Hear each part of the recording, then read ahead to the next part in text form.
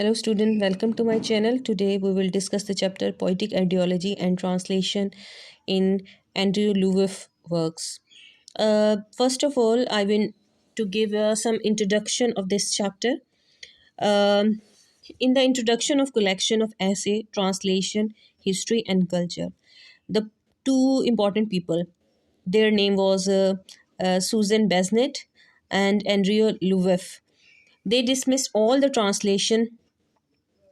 Basically हमने chapter number 3 से chapter number 6 तक लिंग्विस्टिक लेवल में जितनी भी ट्रांसलेशन के बारे में पढ़ा था, जिसमें word for the text translation थी, जिसमें हम क्या कर रहे थे, सोर्स टेक्स्ट से टारगेट टेक्स्ट की तरफ जब जा रहे थे तो we are trying to create the equivalent effect create करने की कोशिश कर रहे थे।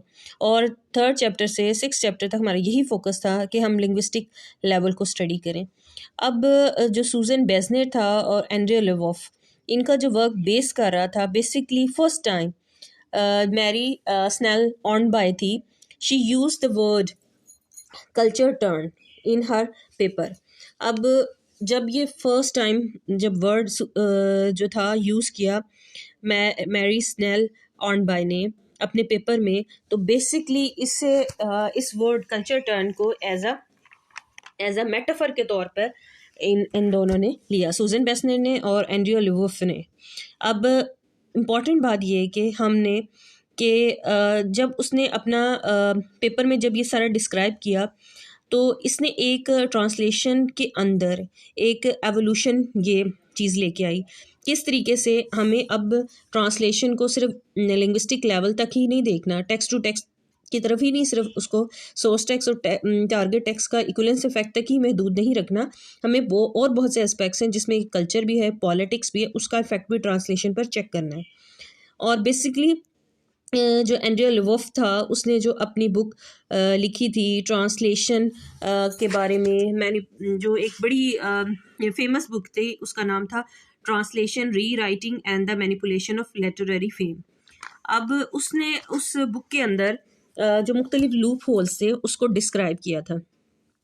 अब सबसे पहले जो सूजन बेजनेट और एंड्रिया लुवेफ था, इन दोनों ने मिलके ये किया, डिफरेंट जो केस स्टडीज थी उनका कलेक्शन किया, उनको इकट्ठा किया, तो उन्होंने कंक्लूड किया कि हमने बेसिकली जो है हमें टेक्स्ट को जब ट्रांसलेशन करनी है तो हमें कल्चर और पॉलिटिक्स इस एस्पेक्ट्स को भी मद्देनज़र रखना है।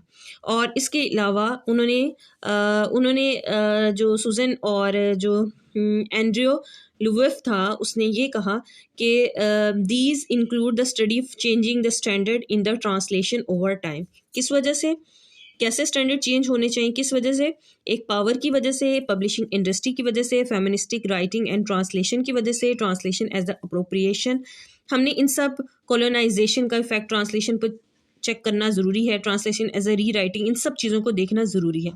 क्योंकि हम लिंग्विस्टिक लेवल में सिर्फ हमारा सोर्स टेक्स्ट और टारगेट टेक्स्ट में यही कंसर्न था, इक्विवेलेंस क्रिएट हो, इक्विवेलेंट इफेक्ट क्रिएट हो जाए। हमने टेक्स्ट फॉर टेक्स्ट ट्रांसलेशन को देख दिया, वर्ड फॉर वर्ड ट्रांसलेशन पर फोकस कर दिया। अब जी एक एक वर्ड कॉपी होना चाहिए, एक एक जो लफ्ज़ है उसकी कॉपी करनी चाहिए, इन्हीं पर हम फोकस करते रहे। हमने बेसिकली बहुत से ऐसे चीज़ें जिसमें से कॉन्टेक्स्ट भी आ जाता है, हिस्ट्री भी आ जाती है, कल्चर भी आ जाता है, और इसी तरीके से जो कन्वेंशन, जो ट्रेडिशंस होती हैं किसी भी कल्चर की, वो इन सब का इफ़ेक्ट जो है इग्नोर किया गया। अब उन्होंने ये किया कि उन्होंने सबसे पहले जब लिटरेचर को उसको एग्जामिन किया, तो उन्होंने ये देखा कि लिटरेचर जो था इज़ क्रिएटेड, जो इमेज है लिटरेचर का, वो किसके थ्रू क्रिएट किए गए, बाय डिफरेंट फॉर्म्स ऑफ एंथियोलॉजी, कमेंट्रीज़ की मदद से, फिल्म अडॉप्शन में जिस तरह और ट्रांसलेशन में, और इंस्टीट्यूशंस हैं, they are involve in this process, कि ये सब चीज़ें मिलकर एक तरह से लिटरेचर का एक इमेज क्रिएट करती हैं, चाहे फिल्म अडॉप्शन हो, ट्रांसलेशन हो, चाहे कन्वेंशन हो, एंथियोलॉजीज़ हो, इन सब ये सब मिलकर। अब यहाँ पे फर्दर उन्होंने कहा कि कल्चर स्टडी को इन्फ्लुएंस होती है 3 चीज़ों से, इंपॉर्टेंट, इनमें एक री राइटिंग आती है, एक जेंडर आता है, एंड ट्रांसलेशन और पोस्ट कॉलोनाइजेशन, ये तीनों चीज़ें बड़ी इंपॉर्टेंट हैं जिनको अंडरस्टैंड करना ज़रूरी है।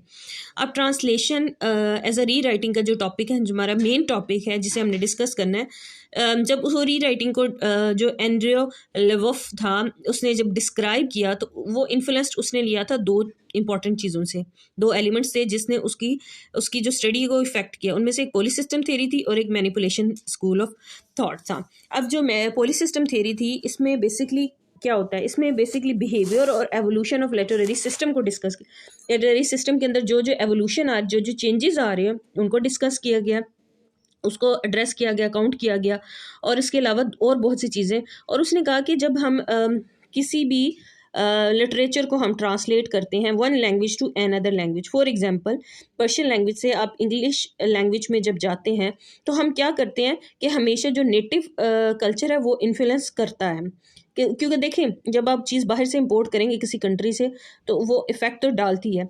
अब जैसे ब्रिटिशर के टाइम में they took the tea from British empire और यहाँ पे आके सब कॉन्टिनेंट में इंट्रोड्यूस करवाई, यहाँ पे उसकी ग्रोथ करवाई। इस तरह उसने एक अडॉप्शन का एलिमेंट जो है पाकिस्तान और इंडिया में टी के हवाले से कर दिया।